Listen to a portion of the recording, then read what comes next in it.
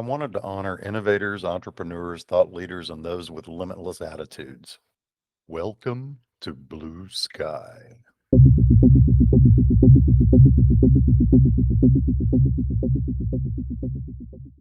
This episode of Blue Sky is sponsored by The Vanguard, the definitive online community for defense and aerospace leaders and innovators to grow, communicate, and build capacity in our defense industrial base.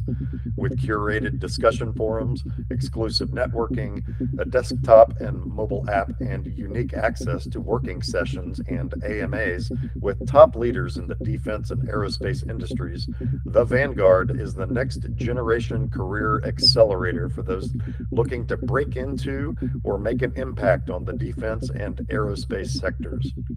Join the ranks of the Vanguard today with a free trial and enter coupon code Blue Sky, that's one word, Blue Sky, at the link in this posting. So we're ramping up to the holiday week. How's it been going for you? Really good. My Kanban board's looking light in the to-do column, dude. I've been knocking out a lot of stuff. I mean, you get to a point where, the real benefit of the holidays for an entrepreneur is that everybody else slows down, right?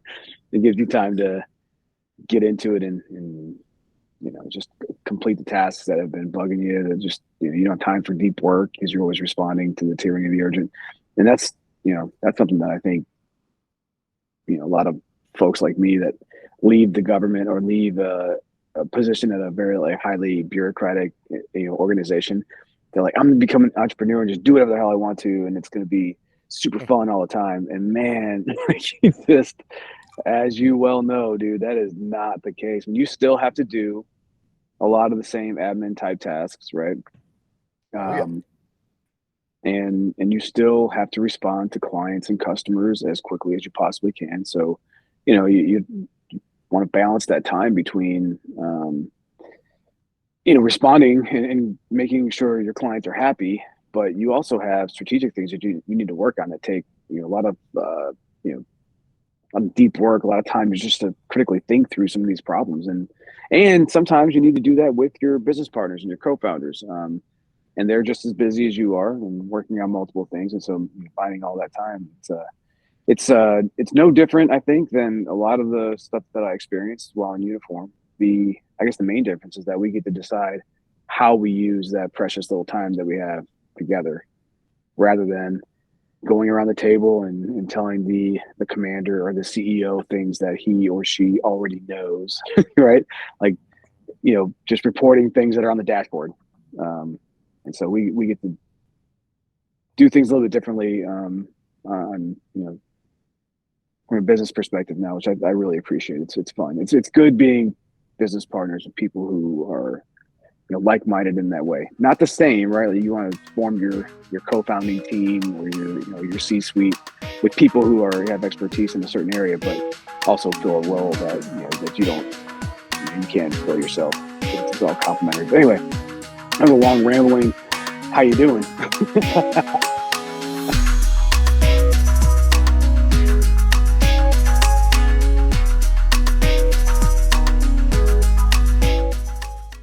Like Sean Ryan likes to do in his podcast, let's start chronologically. What's Okay. the childhood of Steve Harvey, and what took you to the Marine Corps ultimately? Well, I grew up in a small town, and it's not so small anymore. If you look at Romeoville, Illinois, now it's much bigger and much more metropolitan than it was when I grew up there.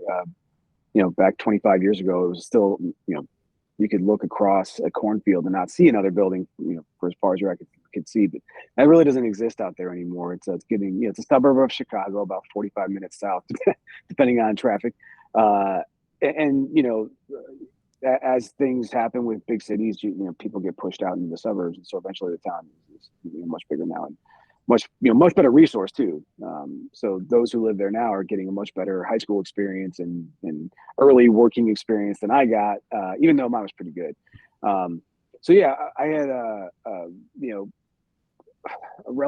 so I look back at my childhood with rose-colored glasses, because ultimately what I see when I look backwards now I try to limit it only to the positives because there's no sense in getting kind of mired in the muck of the negatives, right? But I had a very strong mother who, for all intents and purposes, for a lot of years of my childhood, was a single mom, right? Like my dad was there, but he was a compulsive gambler and had a lot of issues that was related to his, that addiction, and that obviously had a lot of impact on our family. And so, at a very early age, what that taught me though is that loyalty matters and family matters. And I found myself, like 14 years old, working and providing whatever I could to my mom so that it would, fill the gap from what was left from my dad's gambling addiction. Um, and so, he made a pretty good money as a very talented carpenter. He'd done the job for 30 years, right? So, but eventually that addiction severed that relationship. And, I found myself coming up on the end of high school and not really knowing what to do with my life and realizing, feeling kind of this, patriotism, somewhere in the sophomore to junior year that, I think probably arose out of the lack of belonging, right? And back then, honestly, it could have been going the other way, right? There were, gangs were pretty prevalent in the area. Having come, being so close to Chicago, and I could have chosen that life just as easily as I chose to join the military. And everyone asked me why the Marine Corps, and I was like, great question. I have no idea. I mean, I looked across all the services. The Army looked too big to me, and so there wasn't a whole lot of opportunity to stand out. Be a little fish in a big pond.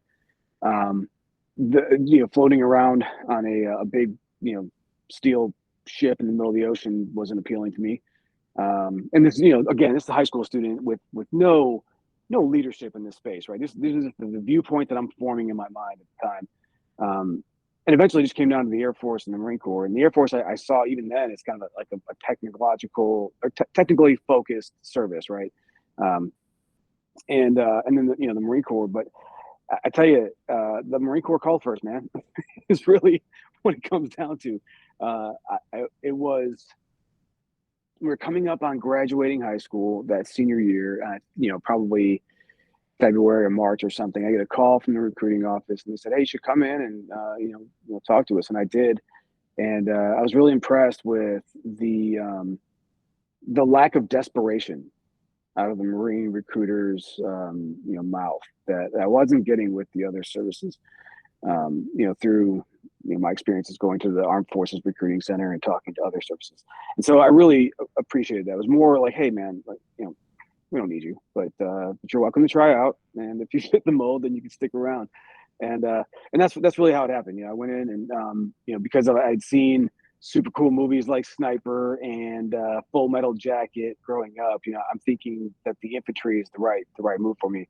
And so that's how it happened. I became an infantryman in the Marine Corps after graduating boot camp, and that didn't last for very long. Right, I spent 8 years as an infantryman. I deployed to the Mediterranean, ironically on a big floating steel ship in the middle of the ocean, uh, and and then once to Panama as well during that time. But that enlisted time in the infantry. It's funny, man. It's funny how God just shines a light on the path, and whether you see it or not, you end up on that path, whether it takes you longer or not. But that time was really valuable in that I got an opportunity to lead or be led by some very talented staff non-commissioned officers. When I finished up my time at 2nd Battalion, 8th Marines, was my first duty station. Went up to Expeditionary Warfare Training Group Atlantic in Virginia, and it was there that I ran into and ended up working for a platoon sergeant that used to be down at 2-8 with me in North Carolina at Camp Lejeune. And the very, I don't know, maybe one of the first couple of days there, he asked me, "Hey, do you plan on going to college while you're up here?" And I said, "Yeah, I'd given it some thought, and I'm really interested in checking that out, but I want to take a little bit of time and get settled in." And no, he grabbed me by the collar and said, "Get in the car. We're going to the education center." And he ended up retiring as Gunny Ronald Stevens. And I've told him this over the years, but man, that one simple act of leadership, just grabbing me by the shoulder and leading me to the education center, changed everything, because if I had waited, 3 months or whatever into the next semester to start school, none of the rest of my life would have happened in the way that it did. And it was really important that it happened in the way that it did, because it led me here, which I'm super excited about. Right. Um, so during that same tour, I'm going to school and I finally graduate, and now I'm up for orders again. And my master gunnery sergeant, and he's retired now, but we still stay in close touch. And Louis Perez, again, solid staff NCO leadership. I'm thinking I'm going to take my super cool Bachelor's of Arts in sociology degree and go get a job somewhere, right? Like I'm calling around, like, hey, check out how fancy I am, guys. And he recognized this as just complete folly, right? So he pulls me aside. He's like, dude, okay, that congratulations on your degree, but no one's going to hire you with that thing. And years later, I find out, like, it's the U.S. News ranked worst degree for getting a job in America, right? Like, it's garbage. It served me well over the years, but anyway. Yeah, try anthropology. That was mine. Equally worthless. I mean, but I'm sure though over the year, like, yeah, for getting a job, probably not. But I mean, I had gone back to that sociology degree so many times. I mean, I'm sure, I hope that you've had a chance to, kind of explore what you learned in practical application too, right? Um, but Well, I so, tell you go what ahead. it is, and sorry to interrupt, but what it No, is, not at all. if you really dive deep into what it is, it's about relationships. It's Yeah, from the anthropological perspective, it's one's relationship with the world. It's the science of humanity. It's all cultural relationships and those dynamics. From the sociological perspective on your side, it's more of the yeah, interpersonal, right? And so I think it actually does apply. It may be a worthless degree on paper, but applied the principles and just the backdrop behind why you got into it, it helps to feed that inner instinct and that skill set that you actually have, which is the soft skills, the yeah. understanding of the interpersonal dynamics and et cetera. But that's just my 2 cents No, from I the think that's a very eloquent way of. It's way more eloquent than I was going to be able to state how I feel about mine. I mean, it's the same thing, right? Like, those sociology is the studies of like groups of people, right? So that was perfect for a Marine officer. But I didn't know I was going to be a Marine officer. Again, it's just that was the degree that I knew I could finish in the short time that I had at this command. And when it was done and I was going to go off and be successful with it, my master guns at the time grabbed me and sat me down and was like, "Listen, just put in an officer package. This is back in 20. It's 2005, right? So we're like heavy into the war in Iraq and ramping up. And he goes, "Look, we don't want to lose leaders like you. If you became an officer, I would follow you, dude." To hear a master gunnery sergeant in the Marine Corps tell you, a sergeant, that if I was an officer, that I would, that he would follow me. I mean, that changed me dramatically, right? Like, it flipped a switch in me. So, yeah. Anyway, put that package in, got accepted, went to OCS, and the rest is kind of history from there. I spent a little bit of time at Marine Forces Reserve in New Orleans, learning from, gosh, like hundreds of years of administrative experts, or administration experts, and them lending me their wisdom and expertise. Um, yeah, I kind of skipped over the part where I went from being an infantryman on the enlisted side to an administrator on the officer side. It turns out that I'm not smarter than the algorithm that helps to dole out MOSs, but I changed the yeah, I messed around with the order of my preferences in a way that when it was time to give out MOS, or military occupational specialties, um, I they were like, "Oh my gosh, this guy's 16th in the company. He's doing really well. Oh my, and he wants to be an administrator. Absolutely, let's make him that." So it had the opposite effect that I was hoping my platoon commander, there at the basic school, would be like, "You can't make this guy an adjutant and put him next to colonels and sergeants major. He's going to fail immediately." But again, like, people seeing more in me than I was capable of seeing in myself, right?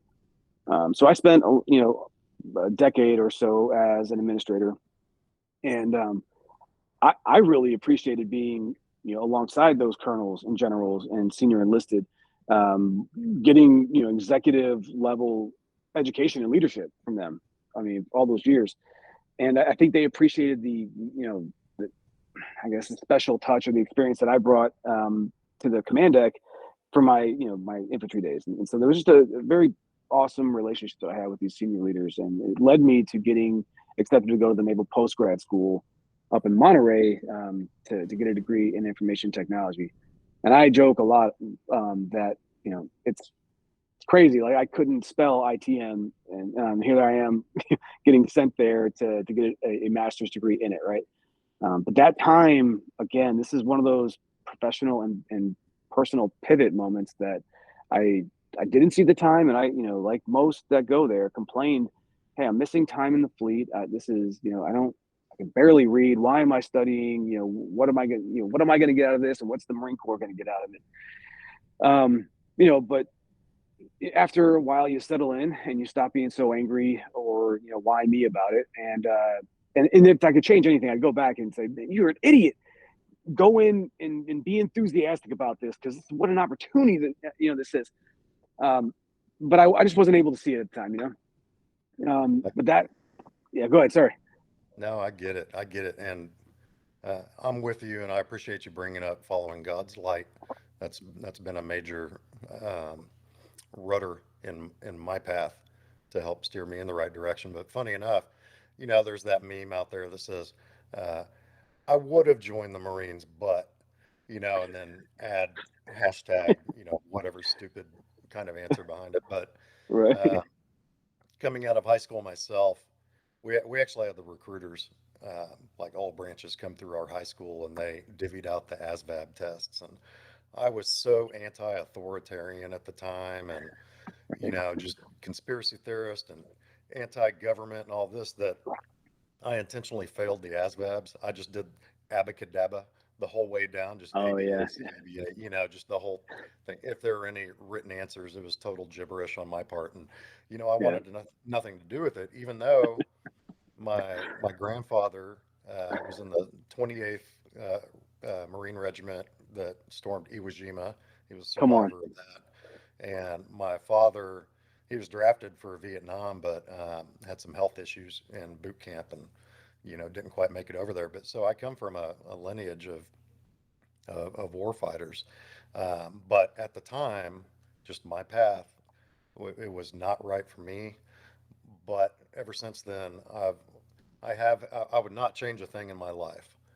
But if we're going to get me-matic about it, I would have joined the Marines, but and of course, then that path kind of led me overseas to work alongside service members as a civilian contractor and expat, and the patriotism and the warm and fuzzies for guys like you have really grown over time, and hence here we are. Right. Half of my podcast attendees are veterans, and I love discussing veterans issues and helping and giving back in a way that I can now that I just was not prepared for um, 25 years ago. That's an awesome story, man. I love that, and I love how you ended up overseas as a contractor. Anyway, I mean, so again, this one thing that, or another thing in retrospect that that I understand, but then couldn't, was to see contractors doing what contractors do out there, and not fully appreciating, one. I mean, I feel like the majority of you guys were out there for like 365 with a couple of weeks of R&R in between, which not every Marine can claim. My deployments were like 7 months, 8 months. The whole 365 that's a big deal. But then the jobs that you all were doing out there were super important, especially as we did. I was there in Afghanistan during the drawdown in 2012, and gosh, man, like the contractor support was critical to that downsizing of troops, man. So thank you for your service. Like, you probably don't get that enough, honestly. The government, civilians, and the contractors that support. No, I appreciate it. The number one question I get when asked about it is, "How much money did you make?" And it's no bullshit. It's no bullshit that that is the leading incentive, or at least it was back during Iraq and Afghanistan. That was a leading incentive to get expats over there. Is pretty Sure. good paycheck. But to your point, it comes with a little trade-off. Number one, we were the fobbits behind the wire. We couldn't leave. We were unarmed, and we were happy to sit there on the base Yeah. for the most part, except for your civilian truck drivers, which suffered massive casualties, especially on the convoy-laden missions Yeah. in Iraq. Um, and I wasn't the kind of civilian who was like a triple canopy or some kind of personal escort, security detail. That's totally different kind of civilian contractor. Ours was operations and maintenance. We'd go build your base and um, maintain it. So clean your shitters and showers, serve your food at the DFAC, and carpentry, HVAC, electric, plumbing, all that good stuff. Just the infrastructure Right. to kind of to keep you boys busy fighting a war like Right. actual heroes. So yeah, there's definitely there's the stigma that comes with civilian contracting. Oh, it's just a money grab. Sure, okay, that was a good incentive, um, but it was a 1 year contract, um, and yeah, a couple days off or a couple weeks off every 3 months. Sure. What happened to the long timers though, I think is very similar to what we see happening with service members these days. They would, after a year or 3 or 5 years overseas, come home to an empty house, no family. Mm. Their divorce rates were extremely high. Um, I knew more contractors that came home and died than died overseas. So it's really unfortunate. They'd come home and there was a lot of drug and alcohol abuse. There was a lot of pent up psychological issues. Mm. One one that I knew died in a drunk driving wreck on one of his R&Rs. One I knew got caught up in this funky murder. He was murdered by someone that he solicited off the street when he came home. So he'd been Jeez. by himself, you know, overseas for a couple of years, comes home and tries to find personal acquaintance, Uh-huh. and his ticker was wrong. He had lost a good sense of common sense when it came to judging character and stuff. Because in your time over there, I'm sure you realize um, what happens over there is um, is in an environment where people's true colors really really come to the surface, Oh and yeah. there's a different level of external honesty and expression of oneself. And oftentimes, once you let it out in an environment like that, you bring it back with you, and filters are Yeah. removed, and um, your personal space and other factors in dealing with a quote unquote normal society is absolutely altered. Absolutely. Yeah. That I mean the theme of that entire story though that you told is isolation, right? Um, it's something that, I didn't learn until much later in my life because, as a young Marine or as, a frontline worker in any kind of environment, chances are that you have a lot of peers, right?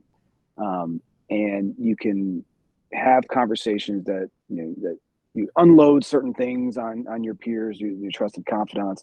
But as you climb the ladder in whatever hierarchical organization, you tend to, they always say it's lonely at the top, right? That's very true. I mean, even, as a, captain or a major, you can sometimes be one of one inside of a unit. And the only way that, you're supposed to complain or vent is up, right? And so not a lot of dudes are going to, go be vulnerable to the people writing their evaluations. And so, you tend to, or if you do, then you could suffer some of the consequences, right? So there's an either or there, maybe a gray area too. But yeah, when you remove yourself from the structure and the the unit or organization or whatever that you used to be a part of, and now you're on your own, you lack. I mean, Sebastian Junger's The Tribe, talks about this at length, but you just lack the ability to offload that stuff, and so you get caught in these vicious mental, like negative thought spirals, and eventually, the worst happens, right?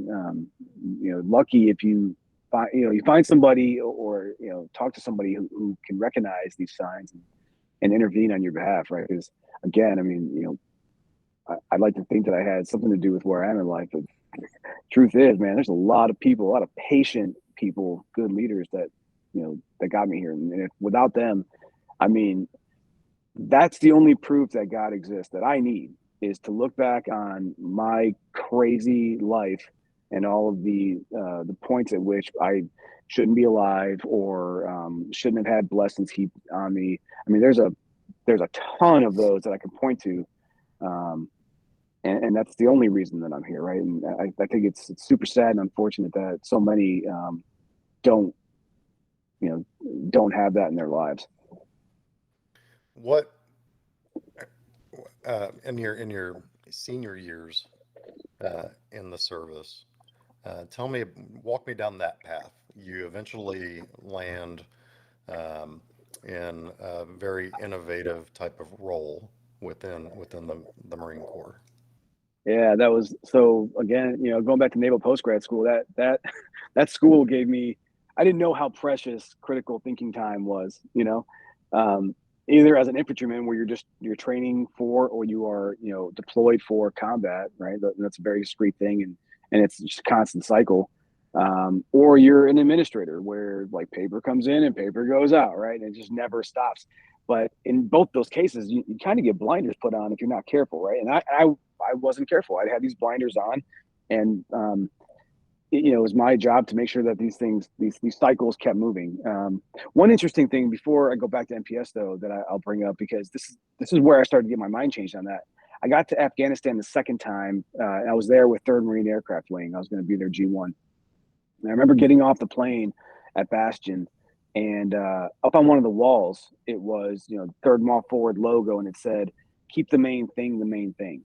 And I asked whoever it was that was picking us up and helping us load our gear into the truck to get over to Camp Leatherneck, hey, what does that mean? Keep the main thing the main thing. And I don't know who this person was, but he knew. I think he was a gunny, and he said, "Hey, that's General Sturdivant's motto for 3rd Mall Forward. It means that the main thing is flying and fixing aircraft, projecting power out in the AO." And I don't know this dude from Adam, but he's no combat arms guy. He's no pilot. He's a support personnel like me.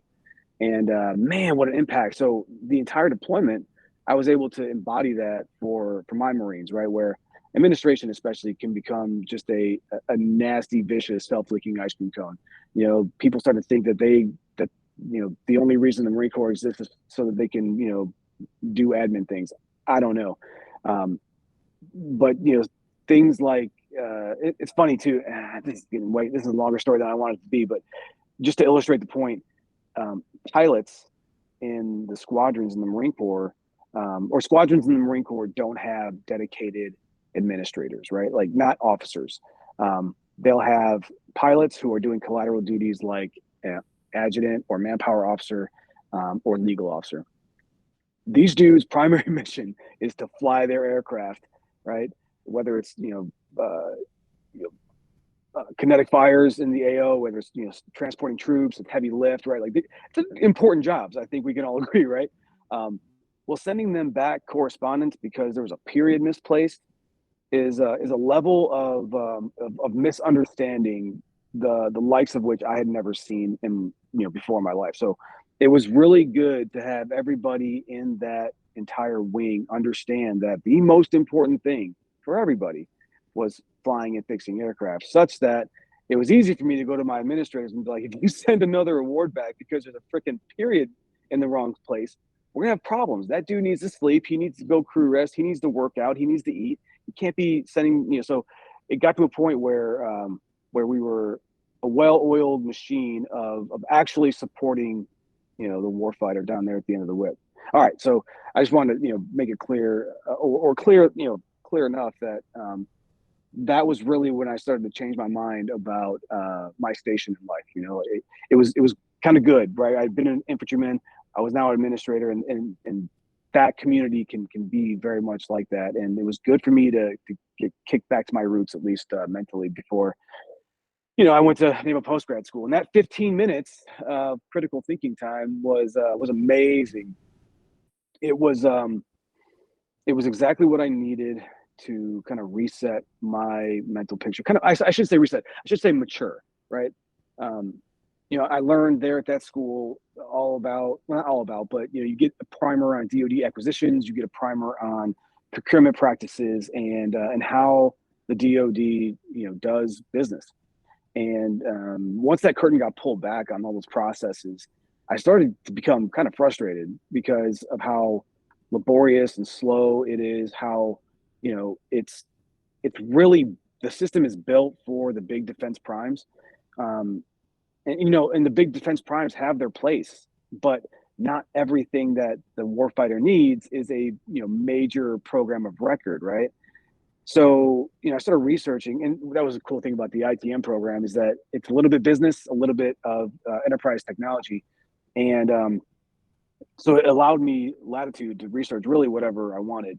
And so my thesis partner and I began to research commercial dual use technologies and how they might be purchased as subsystems and bolted on to programs of record to enhance the existing systems. And there's a cost savings there. There's a time loop tightening there. There's all kinds of benefits of doing business that way. But the Marine Corps and the DoD doesn't typically buy systems like that. And so it was a very good exercise for us. We developed this analysis for subsystem technologies, and then ultimately some of the things that we suggested as capability delivery to the warfighter ended up happening. I can't claim that we had any any part in that. It was just kind of cool to see that the way that we were thinking about commercial dual use technologies was actually happening out in the in the industry space.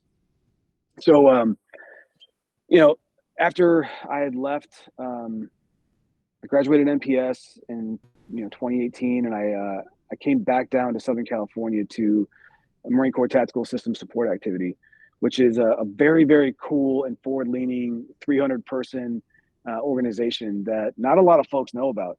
In fact, when I checked in, I went to go to the career issue facility, pick up my gear, helmet, pack, all the stuff. I said I'm from McTissa, and he's like, "It's McTissa," and you can ask most random Marines, and they'll have no clue. But what it is a test and evaluation, like a developmental test and evaluation command for the Marine Corps.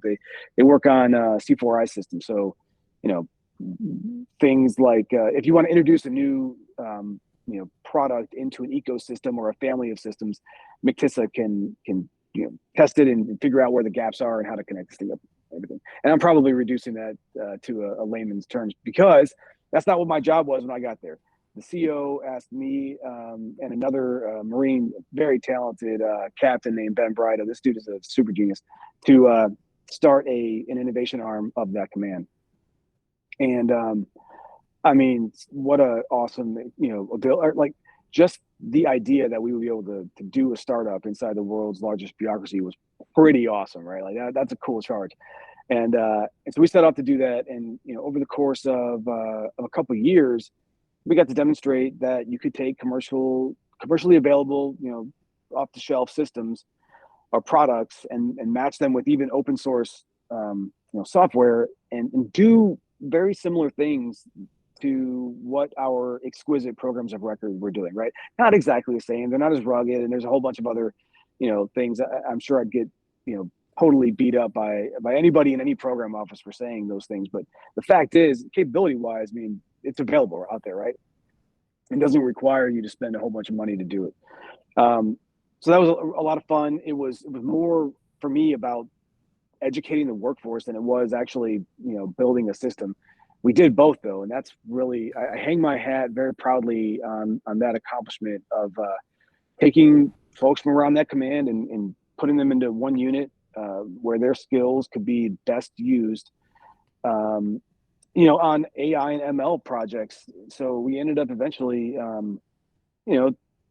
having an AI ML informed workforce through that. We introduced human-centered design workshops and Scrum project management framework through that unit.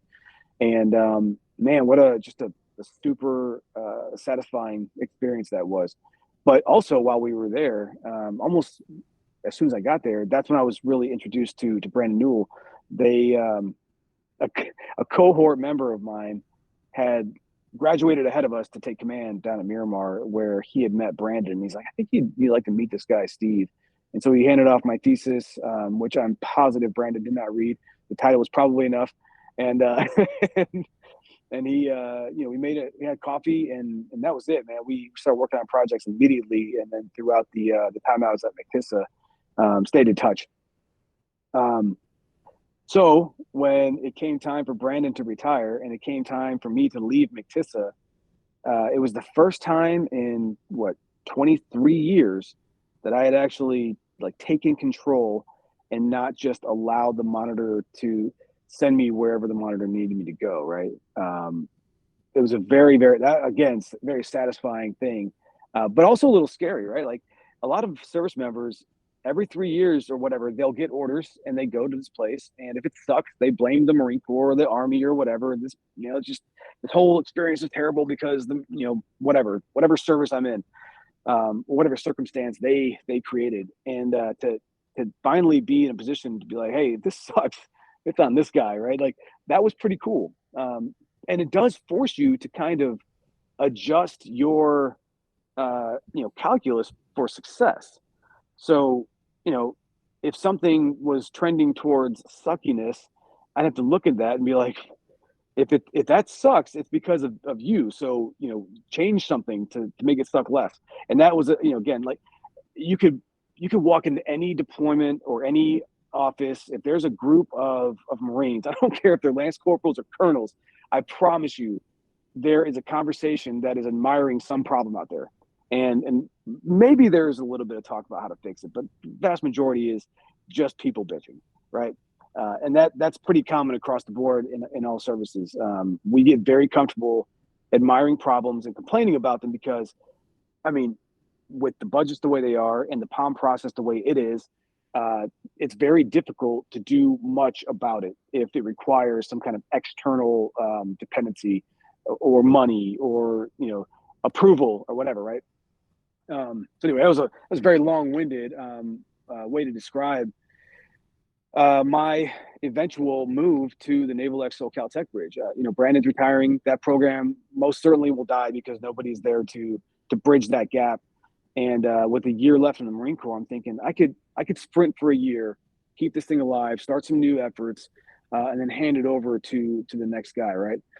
And man, what an incredible year that was, being at the center of, maybe not program management or project management, but like human, I don't know, relationship management, right? It was all about, because I have no authority at all and zero resources really. It's all about, that DoD innovation space is all about your ability to make and maintain relationships, because there's got to be some kind of mutual benefit from what it is you guys are doing, right? And it's always better to have a project to work on. And I learned that at McTissa with our efforts to learn about AI and ML.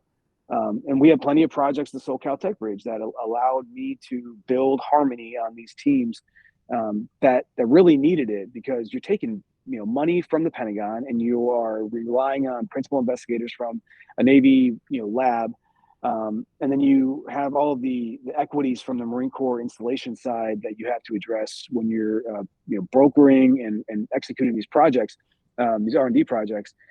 And it just, in some ways it validated a lot of the ways that I see the world, relationally, and in other ways it taught me a ton about, I guess that, wading into the void or kind of leaning into the fears can be extremely rewarding. I mean, it's where the creativity happens, right?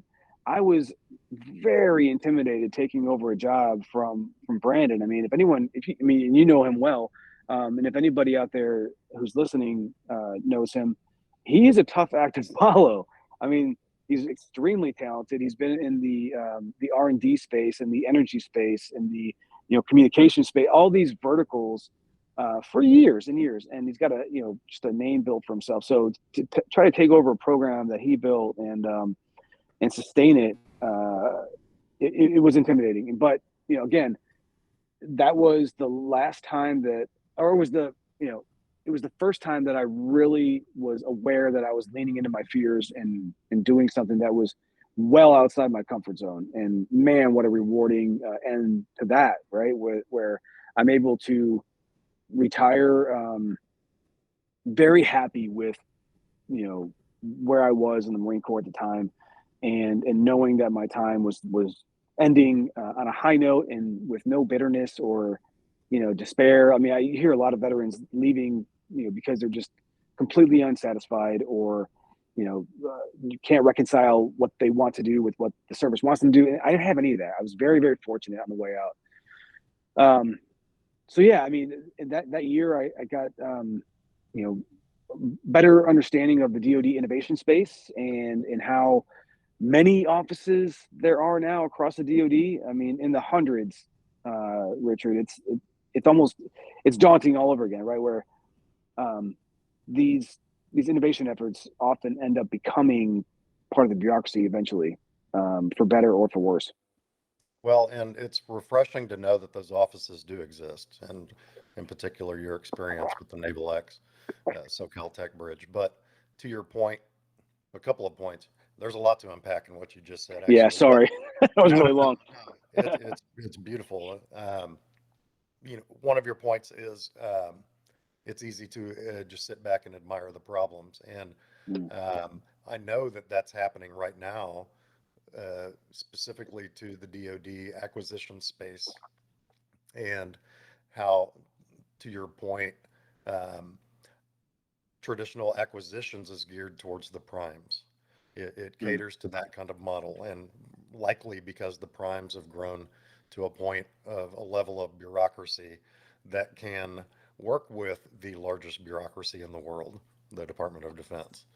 Yeah. But it is refreshing to know that those offices exist. And I'm curious if that bridge, that entrepreneurial spirit, so to speak, within the services actually scales to the magnitude that is required currently um, by the Department of Defense to enable our war fighters um, against the pacing threats out there. We have, the cat call: innovation, Yeah. innovation, innovation. Small business, come do business with the government.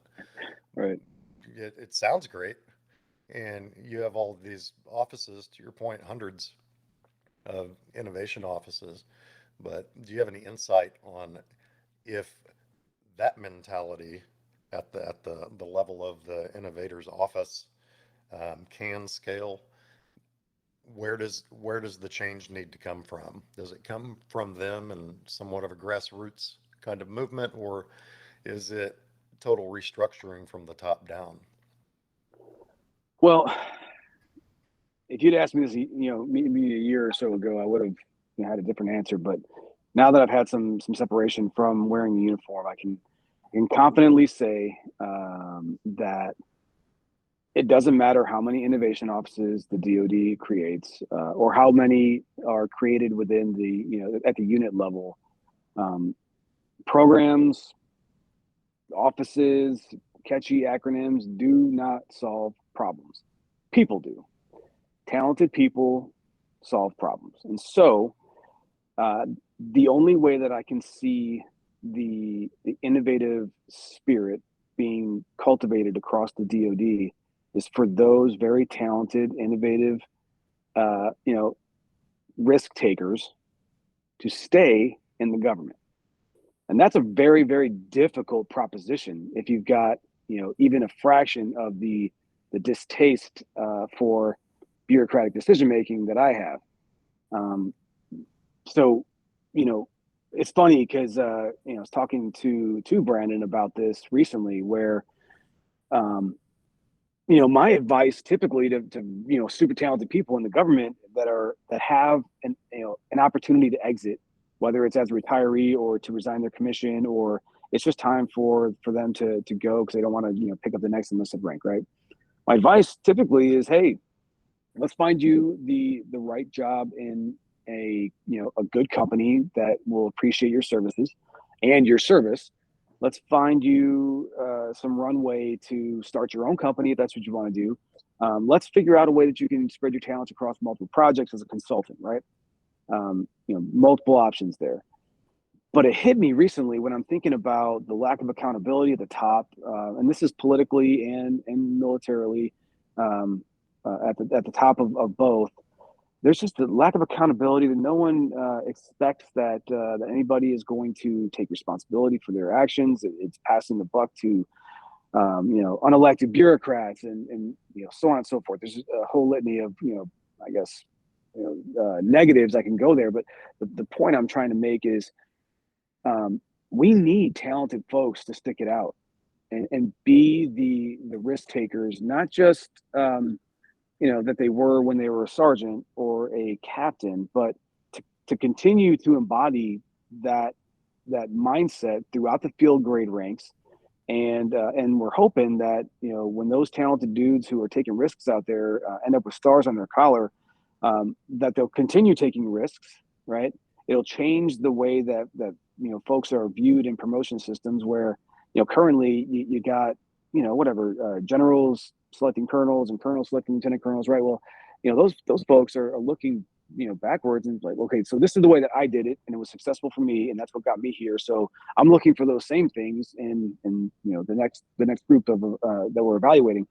And there's precepts to each board and they get their instructions on what to look for, what the Marine Corps needs and all that stuff. But you can't remove someone's bias. I mean, it's inherently theirs, and you tend to look at things with that that lens. So anyway, I feel like the only way to prevent all of that from happening, these just bad decisions following bad decisions, is for talented folks to stick around and just continue to increase the number of folks in uniform that are under their charge that they get to influence in a way that enables them to take risks and to innovate, such that by hopefully not too long down the road, we have a workforce across the DoD that is focused on that, on not maintaining the status quo and not taking no for an answer, but really fighting hard to patch those self-inflicted gunshot wounds of bad policy, bad guidance, and sunk cost and bad decisions. Right. Harken back to the slogan: "The main thing is the main thing." That's it, and that's delivering capability to the warfighter, making them more survivable and more lethal. You mentioned as well people having a sense of accountability and being able to look in the mirror and own up to their responsibility, to whatever that main thing is. Have you carried that slogan, that mentality of accountability into civilian life, in particular your new entrepreneurial path? Yeah, I mean, I feel such a tremendous responsibility to my co-founders, in the conduct of growing our businesses, and but also I've got wife and 4 daughters that I've got to continue to make sure they eat and are clothed and can flourish, right? So yeah, that accountability doesn't disappear just because you take the uniform off, right? I mean, I'm sure you know that, and you feel the same for your family, as do I feel the majority of people. And it manifests in different ways, right? I mean, I'm the first one to say sorry if something goes wrong. I'm the first one to admit that I made a mistake. I make a lot of mistakes, dude. So Likewise, it's brother. it'd be kind of I'd make a name for myself if I didn't admit my mistakes. But yeah, I mean, and I credit again good patient leadership throughout my 24 years in uniform for instilling in me that self-assuredness, the ability to say, hey, I don't know, I'll find out. I'm sorry. I'm wrong. Right. Like those things that I feel like folks that wear a heavy, heavy cloak of ego just find it really difficult to do. Right.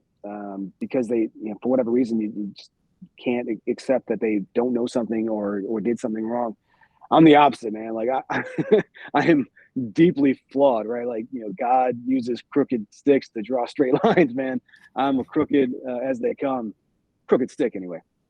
But yeah, I feel like it shows up in different ways. But being authentic to my kids, showing them, and I've got 4 daughters, so I've got a responsibility to make each one of them as strong as my, basically single mom was, right? I mean, if she wasn't as strong as she was to raise us, 3 kids back then through those difficult times, I wouldn't be where I am now. And so I don't know what is in store for any of them, but I do know that if I can make them as confident and as resilient as possible, um, and show them by demonstrating, my love for my wife, openly in front of them, and to not disrespect her, and to, all those things. It show them what a woman should be treated like. That they'll end up with somebody who they can count on to do the same, and hopefully, they're not having to raise children by themselves. They have a partner as strong that I can, you know, that they've chosen based on my example. That's my hope, right? Yeah. I'm a daughter daddy also. Got two of Yeah. my own, no sons, and I often tell myself that the reason we only have daughters is because God looked at me and said, "No, I think we're done with the tannery men." And that's just tongue in cheek, so to speak. But Uh, the responsibility to a couple of daughters from the dad's perspective is quite a uniquity, and it's it comes with its challenges that I never knew I was going to have to face. right. Especially, I think yours. What's the age range from youngest to oldest on yours? Yeah, from young, I got a 6, 7, and then 15 and 17. Okay, so yeah, I go 6 and 12, so right there in the middle. And my 12-year-old is starting to reach that precipice that I'm sure your 17-year-old is now fully embedded in. And so that's come with a bunch of uh, eye-opening conversations that I never thought I'd be involved in. But of course, I wouldn't Yeah. trade it for the world. And No, man. one I had Mike Clemmer, founder of Ariel Resupply Coffee, on recently, and he gave me some really good advice because I asked him about balancing that professional life as an entrepreneur with the family life. And I mentioned that I spend probably more time behind a closed door of my home office and away from my family, being inside the same building, more time in that space than when I was in the corporate world and even had the commute. It's like I see them less. And Mike really gave me some great advice. He said, I don't keep my door closed ever. They can come and go as they please. There is nothing so important about my business that I can't stop what I'm doing and be part of the family. I really appreciated that advice, and it's changed how Yeah. I've started doing things here in the home office as well. So, have you had any balancing mechanisms of your own that you've had to kind of evaluate and cross? Yeah, I think that's great advice from Mike. That's pretty awesome. I Mine was kind of built in because we have such a large family. There are no other rooms for me to have a home office in besides the garage. So, Yeah. um, the family's coming and going all day long, right? And sometimes I'm able to stop and give them a hug or a kiss and say hi. Other times I'm on a call and they pass by and they go in the house, right? But something happened during COVID that changed my perspective on all of it, right? Like in the office, um, you could expect that some curmudgeon is going to darken your doorway and steal an hour of your time by complaining about something, or someone just wants to stop by and catch up, right? Like these are all valuable in some way, but they're also kind of time sucks.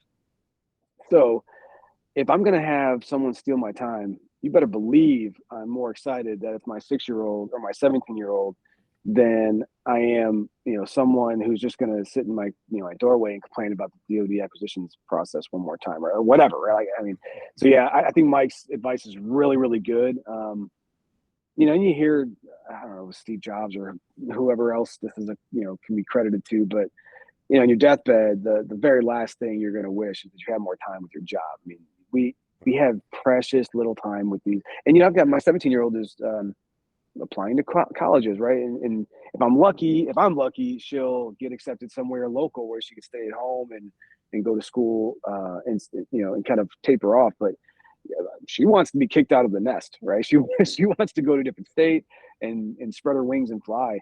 And I look back, and that 17 years was fast, man. I mean, it goes, and I feel like we've done a pretty good job of setting her up with our principles and our values, and I feel like those are in alignment, and she's going to be fine out there. But there's a part of me that's like, I wish I could have him just a little bit longer. So I think Mike's advice is great.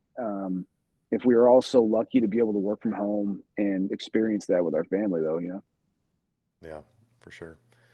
What other challenges have you faced in your journey? And of course, we've got to give Crash Test Designs a big plug. Um, so I'm curious, how did transition into civilian life slash deciding to be an entrepreneur slash this specific type of company come to be? Yeah. Okay. Well, I'll start. I'll go back 3 years, and then I'll rapidly fast forward.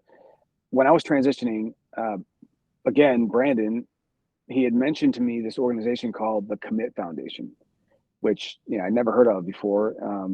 Fantastic organization that, in my own words, this is probably a different language on their website, but they started off as a a free for, and they're free for service members, right?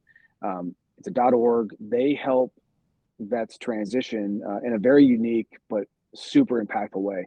I believe they started off helping special forces transition, right? These are highly, highly talented dudes that sometimes have a difficult time translating their kinetic actions or their leadership skills into civilian or industry terms, and also might not necessarily know what to do in the next life when they've made that decision to transition. And Commit has expanded to high performing officers and senior enlisted dudes as they look for the next chapter in their lives. But they help you to figure out your why. What is your purpose? Why do you exist, and what do you exist to do?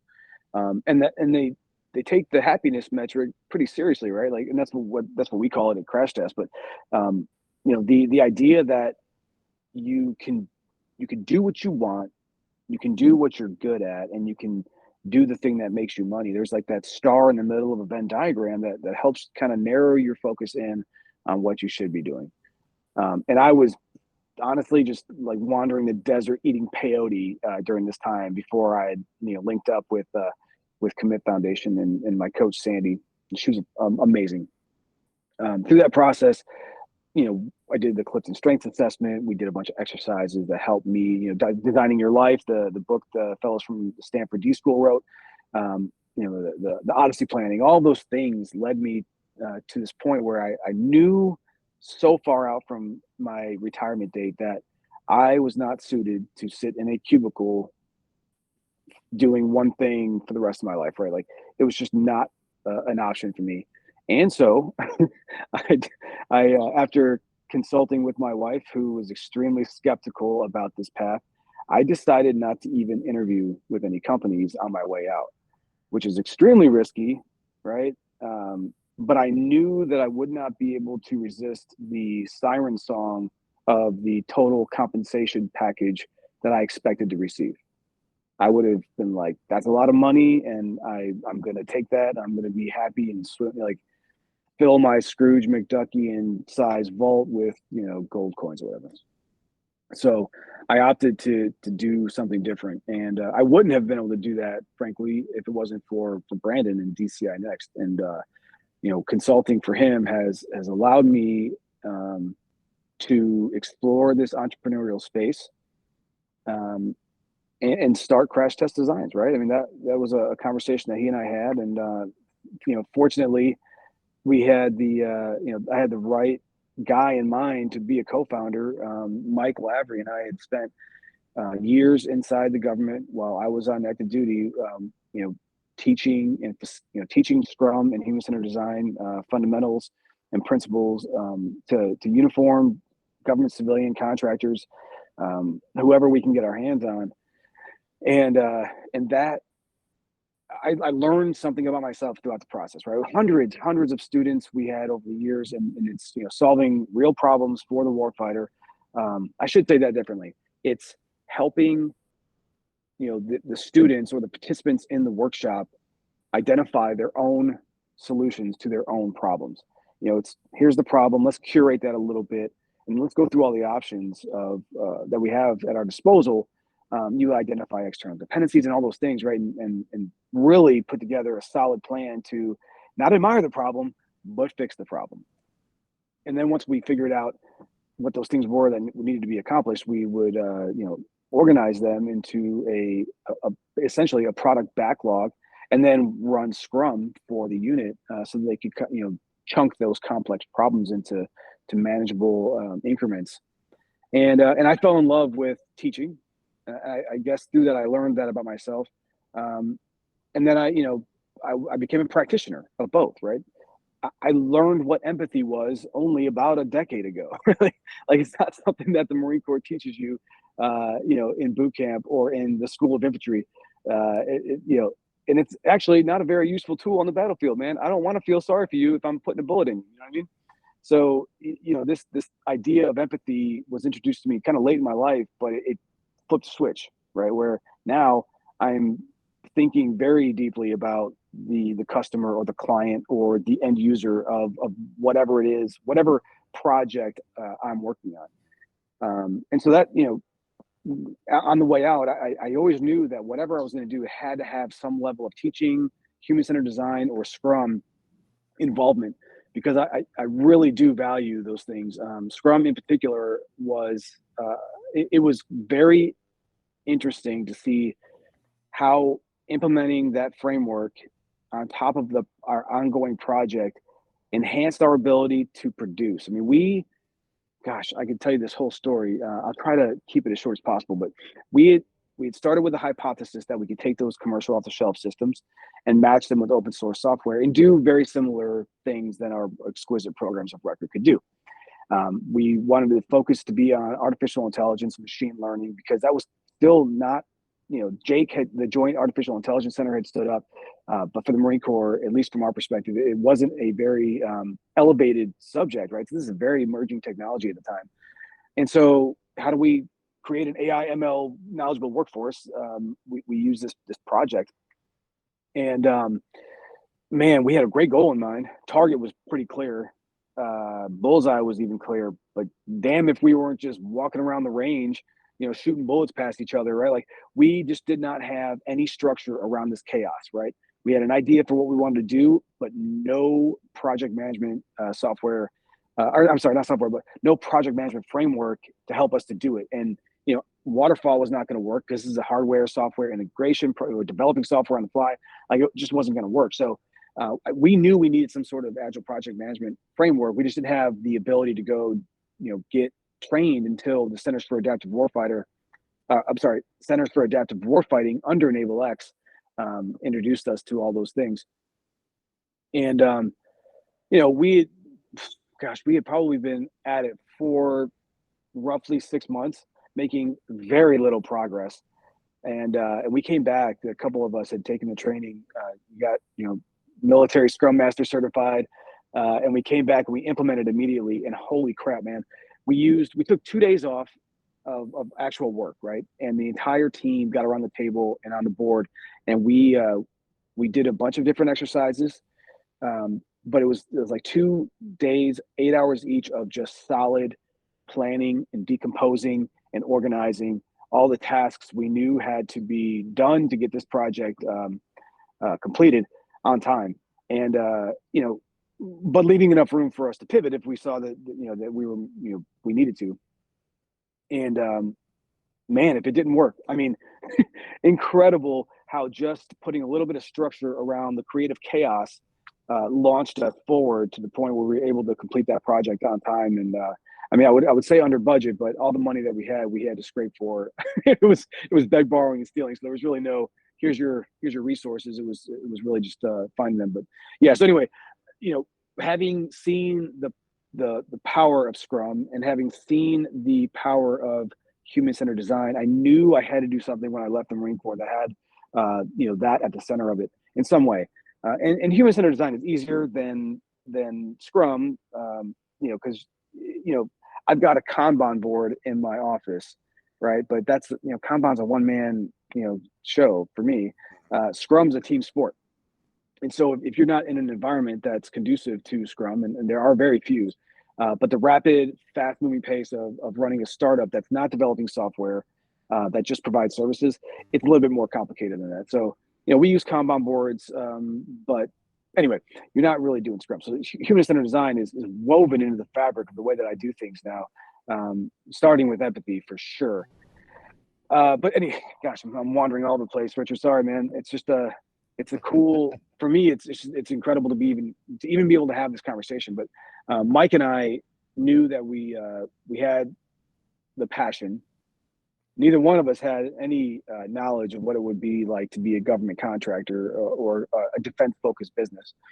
And so we started Crash Test back in August of 22. And then, I spent the next, 6 months just doing admin crap to get it to where we could contract with the government, man. I mean, going in and, through sam.gov and getting a cage code and, setting up all the business accounts, through our bank and operating agreements and all those things that nobody tells you about until it's too late, right? Really easy to start a company officially on paper, but then when you start to unpack it and really understand what you need to do to actually fulfill an incredible amount of admin work. But throughout the process, we've been able to help some government agencies. We've been able to help some industry agencies just be better, right? Our motto is, or I should say our purpose is to empower organizations to embrace change, right? And we use human-centered design principles and we use the Scrum framework to enable them to do that. And we know from our collective experience and the wisdom from that experience that this stuff works if you implement, which is just the most difficult part. We've trained hundreds, right? And we see sometimes, probably more often than we'd like to admit, you train somebody and man, they're ready to go. I mean, I'm proof you can implement on day one after you've been trained in these things, and folks just get back to the tyranny of the urgent, and they're like, it's too hard to implement, man. Like, you have to do these things, or they're not in a position to make that call, right? So we really like working with teams. We train individuals too, no problem there, but we want to set them up to become leaders in their space, agile leaders in their space, so that they can really improve their company's position. And it doesn't really matter if they're software developers or manufacturers of a product, or if they provide services. I hear a lot of like Scrum won't work for call centers. I'm like, well, yeah, it will. You just gotta do your product backlog refinement and your sprint planning well enough to build enough buffer in there to do it. And so anyway, I hope that answered the question enough, man. I'm struggling to to really, there's a lot to say about it. And I will say this though, speaking to the struggle of it, it is, and I bet a bunch of entrepreneurs out there, especially those just starting off, like we are, can relate that it's hard, man, to sell somebody something, or it's hard to get people to pay for things they don't know they need. or things they want, right? So we find ourselves constantly, we live in this world of human-centered design and Scrum, right? And it's very apparent to us what those things are, but we have to constantly remind ourselves that, hey man, like, I don't know, 10% of people on the planet might know what Scrum is. They might think that you're talking about rugby. Like, you really have to be wise in the way that you approach people and really meet them where they are, and not in a condescending way, right? Because, gosh, man, like I said before, I made a lot of mistakes. I don't know a lot of things, and that's why I tend to surround myself with smart people like you, right? Um, but Thanks. well, it's true, man. You and I have a lot of similar challenges in our businesses. I do something it's similar. It's offering a service that no one knows they need. In fact, my services are things that people are actually already doing, but likely not paying attention to how they all fit together, and they may not be doing them very well. And that's just building the internal organizational structure and matching up processes to team structure so that there's a synchronous workflow for whatever this product or service that they're trying to deliver is, very similar to what Yeah. you're doing. And it's hard to promote, very difficult to promote the value of showing someone to do something they're already doing, just doing it better. So kudos to you, my brother. The struggle is real. It is. Yeah. No, I mean, and to you as well. It's really hard to get people to not, yeah. Here's your processes, and you're doing the right things, but you got waste all throughout this process. Let's eliminate that. Let's tweak these things here. You know, I wish that there was more effort in companies and organizations to, you know, dedicate the resources to be even, 10% better on something. That Mhm. 10% is exponential over time, man. It's not like you're making these minor adjustments and you're only good, and that's going to plateau. I mean, I guess it could, but for the most part, we see that, if an organization or a team is willing to make slight adjustments to change once for, even a margin, like marginal improvement, that they'd be willing to do it again because they've suffered through the uncomfortable period where they've implemented this change. Everyone learns, okay, this is better, great. And instead of just resting on those laurels, now this team that has experienced that before, they're like, okay, now I see this thing is wrong, and I'm not going to admire this anymore. Everyone on this team knows how to make change. Let's make this change. And what's really interesting about Scrum is that I call it a project management framework or agile project management framework. Um, Software developers love calling it a development framework, but Mhm. really, what I think it is a communications tool. Mhm. So at its core, what it does is it level sets teams. You could have a brand new guy on day one and a dude who's been around for 20 years. They are on the same page because on a daily basis, everyone's communicating what they've done, what they're gonna do, what their blockers are, and there's people in that team that are there to remove barriers, and there's people on that team that are there to ensure that the value is there in the product they're building. And so ultimately, what you've done is you just level set communications. And man, if you really boil everything down, Richard, that is the problem. That is the problem. Mhm. Poor communication is probably the root of every issue that we've got in some Yep. way, shape, or form, right? And so if you can eliminate that issue on your team, you come with some vulnerability in some way. You allow your team to demonstrate, to build mastery, to build autonomy into their day, to give them purpose, right? Um, but just watch them accelerate, and just be happier, man. It's really incredible. You know the vulnerability, especially, man.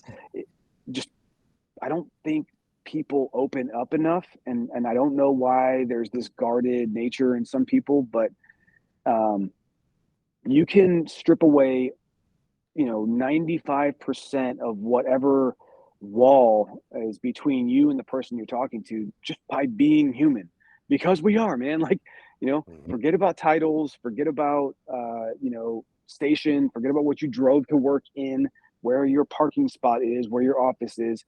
Dump all of that because it's meaningless, right? I used to say to everybody in uniform, like, rank is not a measure of your ability. It is a measure of your level of responsibility. That's all. You can't be a colonel and completely discount what a lance corporal says. I mean, you have experience and you've seen things work and not work, and so you're coming with a different basis of information, right? But this lance corporal probably has good ideas you should be listening to, and we've seen it happen over and over again in the workshops that we've facilitated in uniform, and we're still seeing it out here in the civilian sector. But it's that the stripping away of all of these, I don't know, like they're it's vanity. It's all vanity stuff, right? The Mhm. titles and rank and what's on your chest and all that nonsense that ultimately really doesn't matter at all. It's what is up here and what you bring to the team and what you're willing to facilitate as a leader in your command inside your organization. That's what really matters. It's your again and that comes down to communications, right? And it goes back again to the personal accountability of that leadership. Mm, And I see oftentimes leaders or aspiring leaders are kind of lost in the sauce of the the primary target of sales revenue. We need sales, we need sales, we need sales. Money, mm, money, money. And yes, that is essentially the fundamental principle of any business is right. bring in the money. But you also have to manage the money well. And a common theme in discussing my services with potential clients is they always go to we need sales and marketing support. This team isn't cutting it. I had to get rid of this last sales team because they're underperforming. And 9 times out of 10, what the true issue is that that leader or aspiring leader is not taking personal accountability. They're trying to blame the performance of a team for this elusive kind of target that every company has this target, by the way. This is nothing new. Yeah, Sales has been happening since prostitution was invented. And uh, really, what it is, it's the leader's ability to understand and ask themselves the question, look in the mirror, have I provided my team the time, the tools, and the training or information? And yeah, those are the things. That's it. Does my team have time to do what is being asked of them? Do they have the tools to do that job effectively? yeah, Do they have the training of those tools? Do they have information from me? Do they understand what the organization's goals are? Let's start with the vision. Let's move to the mission. And what are the supporting values that help us all get there? Does your team understand that? 9 times out of 10, that is where the problem is. It's not in the right. sales. It's not the sales team you just cut because they were underperforming. We need to understand why they were underperforming. Oh, because your requirement is to get sales, and therefore your methodology is to have them cold call the wrong clientele Right. at the wrong time of day. And you're counting metrics on how many phone calls they make. So that's the methodology, right? Well, have you stopped to understand your core demographic?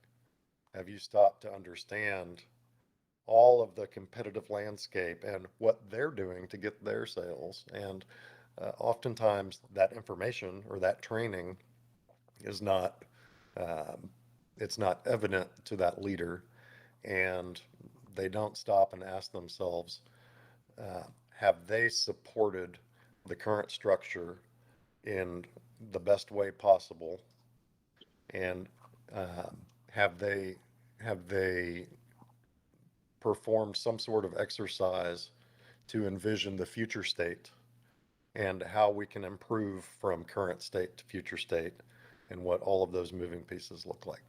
So, Yeah, but how do you go and sell your services to a leader who cannot take personal accountability, who cannot, for whatever reason, become a bit more vulnerable and mm, accepting to the fact that all the problems of a company do roll up to them and it's their fault?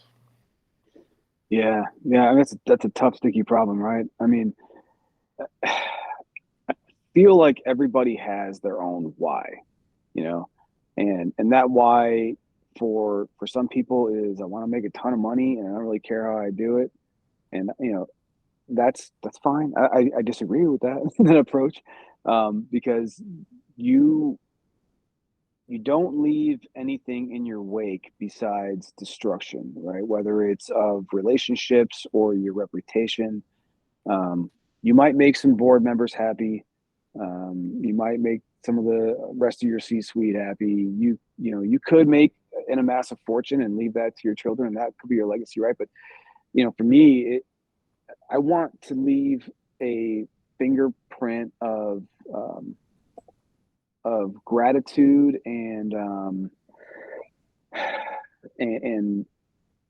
uh, my words are failing me here, but I want to leave a positive impact on the people that I interact with in a way that makes them better, right? Like I don't.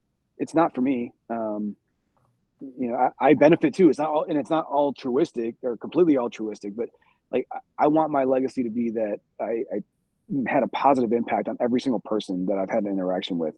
Um, and that that's problematic sometimes because there's only 24 hours in a day, and that level of investment is costly in time and other resources sometimes. But what I get back in satisfaction far outweighs whatever that cost is. And so again, like it's not completely altruistic, but I don't feel like there's any. What good is it for us to run around with any amount of knowledge in our head, or the experiences we've had, or the wisdom that we gain from those experiences, if we're not sharing those with other people, right?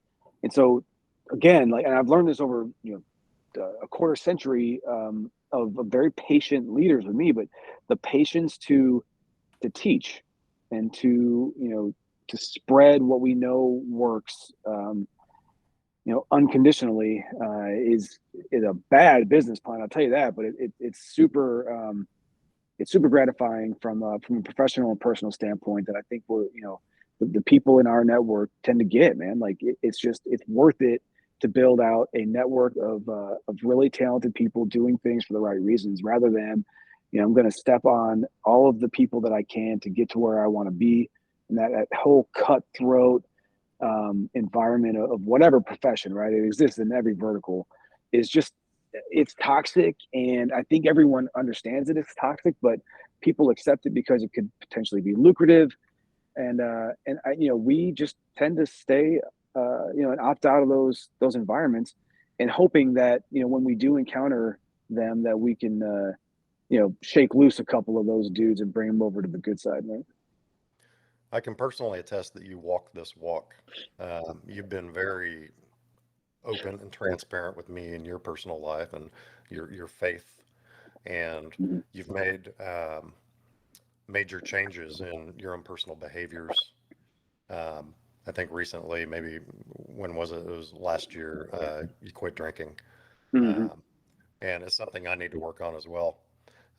Truth be told, but you've been very transparent with me, and you've always you extended your hand out to help me in my professional career, and you've always been honestly sincere and trying to understand my personal life. So I truly appreciate that, and I'm curious how this path with God and your path of sobriety kind of started and transformed and has manifested into today's you. Yeah. Well, I tell you, it was with a whimper, not a bang. I feel like a lot of sobriety stories, they start with some tragedy, or some super embarrassing. I was throwing up in my hair type. I don't have that problem, but some do. Um, that wasn't my story, man. I woke up one day with a slight hangover, having once again demolished an entire bottle of scotch, and went in search of other less appealing alcohols like hard kombucha. Oh, gosh. Oh God. um yeah, I might explain the hangover. And I realized that morning, like, And there were some other things too. I had forgotten to put my daughter's medication, or forgot to give her medication that morning, and there was no way for me to get to school at the time that she needed it to like. So there's all the, this very, just like a bad dad moment, right? Like, and I thought, man, if I could be just 1% better by not drinking, I'm gonna try it, right? And what, something else that scared me about it, and what made the decision a lot easier was, I was drinking a lot. I mean, a lot. And scotch was my poison of choice, so not very cheap. But um, the amount that I was drinking was not stopping me from getting up every morning and being, comparatively to my peers, a high performer. This is in and out of uniform, right? It got worse when I retired because where's my accountability system anymore? It doesn't exist. Right. I might get a side eye from the missus, but even she admits that, like, it wasn't a problem in my day to day, and that scared the hell out of me. That I could drink that much and still just operate fine, right? When was that going to catch up with me? When was my hubris about drinking going to take over and cause a problem? Who was I going to run into on the road in a head-on collision and kill if, Mm. I felt that drinking wasn't affecting me the way that it used to, or, that I was making, blood alcohol content level decisions, right? Mm. And none of those things had happened. I've never driven drunk or done anything even remotely. Well, I mean, there's some embarrassing moments, but nothing, that would be considered violent or anything like that, right? Just, Mm. I just got to a point where, man, like, what happens if I do something stupid because of a glass of scotch? I mean, and all these thoughts just finally started catching up to me. But it took me taking off the uniform to get to that point, right? It was, you're rowing so hard for so long and you've got your habits. I quit chewing tobacco too before I quit drinking, which frankly was a financial decision more than it was a health one. Because I tell you what, if it was free and it Mm. didn't affect my insurance premiums, I'd be Mm. I'd be a half a can in already today, man. Um, but the the discipline to get to the point where I'm now, it took a very long time, and opening the kimono a little bit more for the rough and tumbles like me that was just not open to hearing anything about therapy.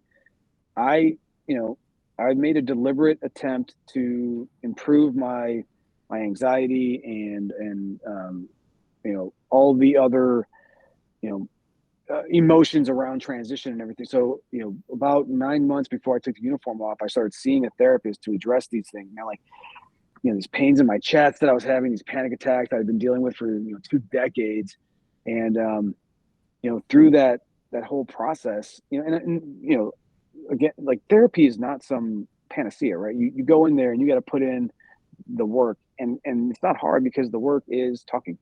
Like, and Mm. it's talking about what everybody's favorite subject usually is, themselves, right? So you, you get in there and just having somebody who, like, I'm not going to say they don't care. They're in a position, their whole profession is in some way about caring, but they're disinterested third parties who can only listen and make recommendations based on what they're being told. And so the more open you are with them, the more effective they can be in helping you improve your situation, whatever that happens to be. Again, for me, it was just massive anxiety attacks over the years that I really couldn't figure out, why I was having them, or I thought maybe it's just part of my personality or whatever. Um, but again, like, it took me up until that last year where I was really fully in control of my schedule, and I knew that I was leaving, that I had to see a therapist. Just having that person to talk to, who's not judging you, who's not, you can talk. We all have our friends, we all have our spouses, or other confidants that are available to us. But in a way, when you express that you're dissatisfied in some area of your life, or that you have this problem that you can't quite fix, invariably they you know end up taking some kind of responsibility for it, and you're either it makes them defensive, or it makes them want to help fix. And, none of those things are helpful to you getting better, right? So having a therapist is a very good thing. It was for me, a very positive experience. And I know some people have to go out there and interview and have, multiple interactions with therapists before they find the one that works for them. But mine, I was very lucky, man. I dropped in to the LZ, and there was a good therapist, and we had a relationship, for now, like, more than 18 months. Anyway, I only bring that up because, in the spirit of, completely being vulnerable, and in the hopes that it, would encourage anybody out there dealing with any amount of mental health stuff, just to go talk to somebody about it, man. I know people say that a lot, and it's really difficult. It's like saving money or having kids. It's never a good time, dude. You just got to go do it, rip the Band-Aid off, and go and talk to somebody who can help. And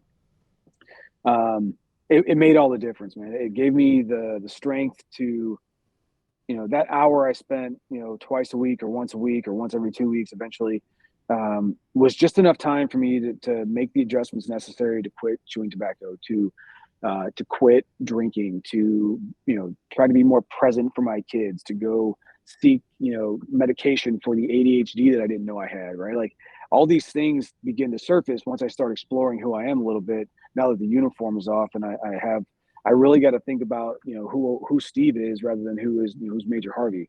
And so anyway, again, just an encouragement for those folks out there who might be like on the edge, or really in a dark place and struggling.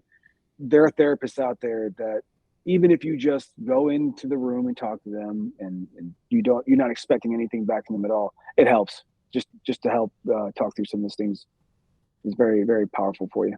It can be. And again, the main thing is the main thing. That's it, man. Yeah. Steve, it's always a pleasure. Let's give the appropriate plug to Crash Test Designs. How can people find you? And then we'll get on down the road. Yeah. We actually, I'm really excited to launch the new websites. It'll be live here in a moment, but it's simple: www.crashtestdesigns.com. On that site, you'll see a little bit more about our philosophy, why we started the company, who Mike and I are, the course offerings that we have, and then there's registration links to those Scrum courses. I guess might be important to say that we are certified by Scrum Inc. to be registered Scrum trainers, so we can teach everybody give everybody the 14 hours of instruction they need to go take the registered product owner or registered Scrum Master exams, registered Scrum team member exams. So yeah, I mean, we are aligned with them philosophically. I mean, the co-founder of Scrum started Scrum Inc., so we feel like we've got the material that folks want and need. And again, we provide instruction in a way that enables people to become practitioners, not just somebody who can throw up a really cool badge on LinkedIn and say they got a new certification, right? You can do that too. We're interested in helping everybody, but we'd much rather you go back and implement within your organization, so that you can help them accelerate, do twice the work in half the time. Right on, brother. Well, Merry Christmas, Happy New Year, and we'll see you on the other side. Thank you, Richard. Merry Christmas to you and yours, man. I really appreciate you setting aside the time to do this today. It was a real pleasure. I had a lot of fun, man.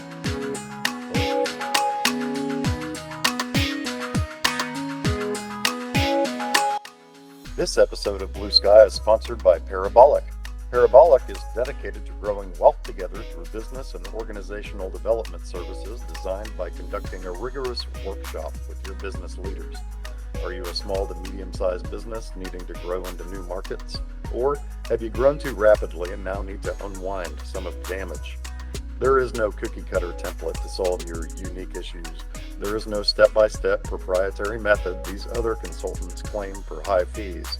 Parabolic focuses specifically on your unique challenges in a one-on-one setting to dive deeply into the issues, to develop a list of action items and next steps.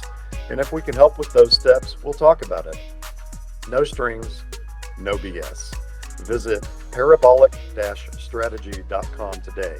Contact us. PARABOLIC-strategy.com. Let's go vertical.